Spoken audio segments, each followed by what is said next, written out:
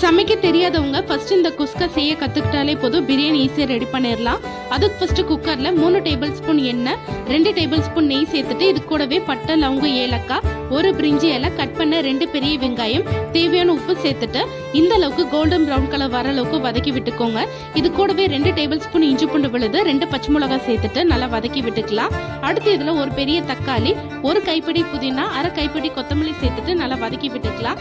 இப்போ மசாலாவுக்கு 1 ஸ்பூன் தனி மிளகாய் தூள், அரை spoon biryani masala, 2 table spoon தயிர், லாஸ்டா அரை லெமன் ஜூஸ் சேர்த்துட்டு எண்ணெய் பிரிஞ்சு வர அளவுக்கு நல்லா வதக்கி விட்டுக்கோங்க. இப்போ தண்ணி சேர்க்கணும். நான் 2 கப் அரிசி எடுத்திருக்கேன், அதுக்கு 3 கப் அளவு தண்ணி சேர்த்துட்டு இந்த அளவுக்கு நல்லா கொதி வர ஸ்டேஜில் 20 நிமிஷம் ஊற வச்ச பாஸ்மதி அரிசி, லாஸ்டா கொஞ்சமா புதினா சேர்த்துட்டு ஹை ஃப்ளேம்ல ஒரு விசில் வந்ததுக்கு அப்புறம் அடுப்பு லோ ஃப்ளேம்ல வச்சுட்டு 5 நிமிஷம் கழிச்சு அடுப்பு ஆஃப் பண்ணிட்டீங்கன்னா சூப்பரா குஸ்கா ரெடி ஆயிடும். கண்டிப்பா ட்ரை பண்ணி பாருங்க.